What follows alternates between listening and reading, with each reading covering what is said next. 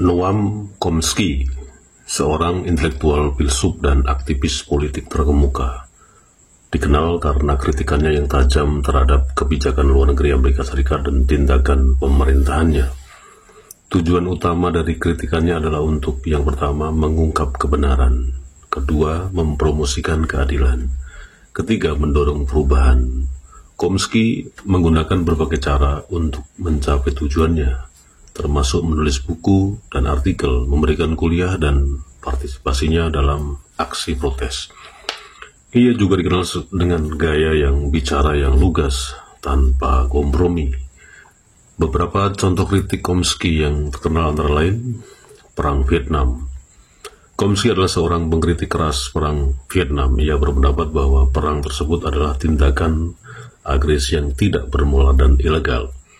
Invasi Irak. Chomsky juga mengkritik invasi Irak pada tahun 2003. Ia berpendapat bahwa perang tersebut didasarkan pada kebohongan dan tidak memiliki justifikasi moral atau hukum. Yang ketiga, kebijakan luar negeri AS di Amerika Latin. Chomsky telah lama mengkritik kebijakan luar negeri AS dan di Amerika Latin sendiri ya. Ia berpendapat bahwa Amerika Serikat telah mendukung rezim-rezim otoriter yang melakukan intervensi militer di negara-negara Amerika Latin untuk melindungi kepentingan ekonominya sendiri. Kritik Chomsky telah membuatnya menjadi tokoh yang kontroversial.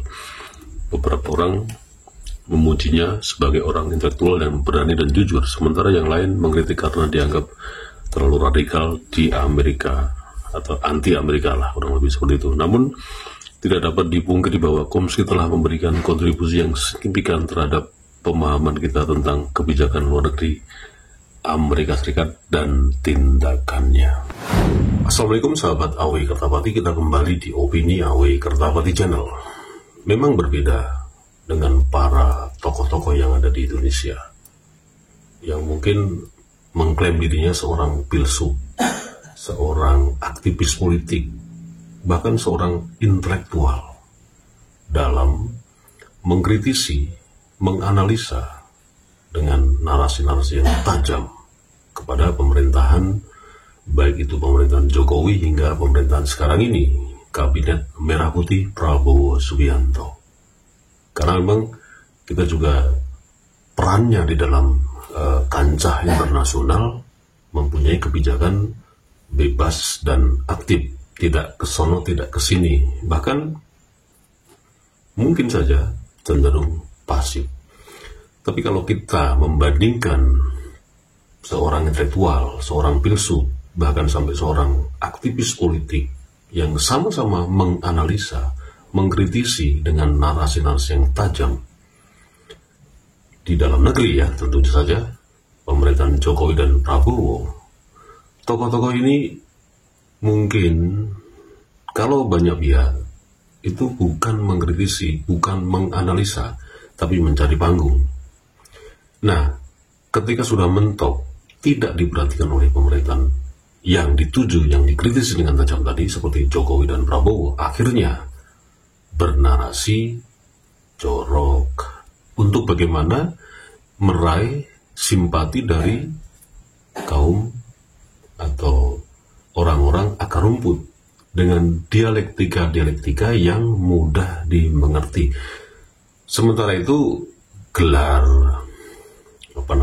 pencapaian atau klaim dirinya sebagai seorang intelektual, aktivis politik, dan filsuf bahkan tidak berarti apa-apa, luntur dengan seketika, hanya mengejar panggung, mengejar popularitas, dan ingin coba-coba meraih simpati dari akar rumput dengan bahasa bajingan tolol. Seperti yang dilakukan oleh Rocky Gerung sudah 2 kali, bukan mengkritisi, bukan menganalisis, tapi memang mencemooh. Bahkan kalau istilah Jawa itu ngenyek, dengan menyebut Jokowi bajingan tolol, dan lagi-lagi diulangi lagi oleh Rocky Gerung menyebut Prabowo juga sama dengan bajingan tolol. Kita simak videonya. Dia memikirkan nasibnya sendiri. Dia nggak pikirin nasib kita. Itu bajingan yang tolol. Kalau dia bajingan pinter, dia mau terima berdebat dengan Jumhur Hidayat.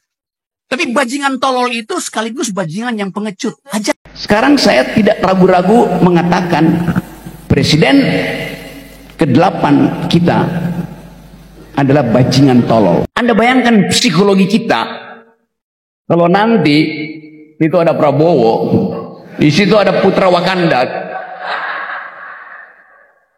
Apa Anda nggak mules setiap hari? Anda pasti mules. Saya mau terangkan itu sebagai problem. Ada rasa nausea, orang Perancis bilang, rasa mual secara psikologis. Karena Anda tahu genealogi, asal usul, asbabun nusul dari peristiwa pemilihan presiden kemarin. Kalau hanya sekedar ngenyek, menghina, mencemooh, mencaci maki, klaim dirinya sebagai seorang intelektual, klaim dirinya sebagai seorang filsuf, klaim dirinya sebagai seorang aktivis politik, ya silahkan aja, itu klaim sepihak. Seperti yang dilakukan oleh klan Balawi, mengklaim kelompoknya sebagai durian Nabi, ya terserah. Namanya juga klaim sepihak, masa bodoh. Nah, disinilah perbedaan antara orang-orang yang benar-benar intelektual, benar-benar seorang filsuf, benar-benar seorang aktivis politik. Analisa dan kritikannya yang tajam tentunya, itu pasti akan menghilangkan narasi-narasi atau kata-kata yang mungkin saja tujuannya untuk meraih simpati ke akar rumput dengan dialektika atau idiom-idiom kata seperti bajingan, tolol, asu, jancuk, gateli dan lain sebagainya. Tapi klaim yang dia maksud terhadap dirinya ya tidak ada artinya apa-apa. Kalau hanya sekedar menghina, ngenyek, ya mencaci maki, ya sama juga dengan kelompok Balawi yang senang dan gemar sekali membuat diksi-diksi di ceramah-ceramahnya yang tentu saja di sini kita lihatlah di tameng solawatan, tameng haul, tameng pengajian, tapi sama aja ujung-ujungnya cuman menghina, mencaci maki yang jelas-jelas yang ditujukan kepada pemimpin yang sah, bukan seorang yang tujuannya itu menjadi pribadi. Bagaimana juga Jokowi yang sudah lengser hari ini digantikan dengan Prabowo. Kedua orang ini terpilih secara sah sesuai dengan undang-undang yang berlaku dan disepakati semua pihak sebagai Presiden Republik Indonesia. Jadi ya akar rumput pun juga tidak mengubris dengan idiom-idiom yang seperti itu, mengatakan Jokowi bajingan tolol, mengatakan Prabowo juga sama dengan bajingan tolol yang dibacotkan oleh Rocky Gerung. Saya tidak membela Jokowi, saya tidak membela Prabowo, tapi disinilah bahwa pemerintah kalau tidak segera membuat tindakan-tindakan yang tegas, terlepas memang kepemerintahan ini harus ada oposisi, kepemerintahan ini dalam menjalankan setiap kebijakan memang harus ada penyeimbang agar kebijakan-kebijakan itu memang benar-benar kebijakan untuk kepentingan masyarakat Indonesia. Oke lah, tapi kalau dengan orang-orang seperti ini, rerasan di TV One, rerasan di Metro TV, rerasan di Kompas TV dan sebagainya media mainstream dengan idiom-idiom yang seperti ini, jancuk, asu, bajingan, tolol, ini akan sangat-sangat merusak otak-otak generasi hari ini yang nantinya juga akan sama, akan membuat tindakan yang sama, bahkan lebih sadis lagi, dan akhirnya orang-orang dengan kelompok dengan cara-cara seperti ini atau kelompok-kelompok seperti ini akhirnya menjadi radikalis, bahkan menjadi teroris. Itu tidak menutup kemungkinan.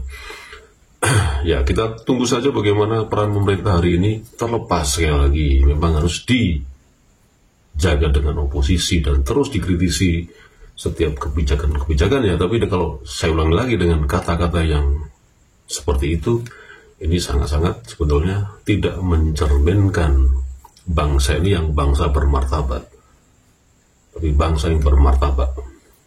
Itu saja. Wassalamualaikum warahmatullahi wabarakatuh.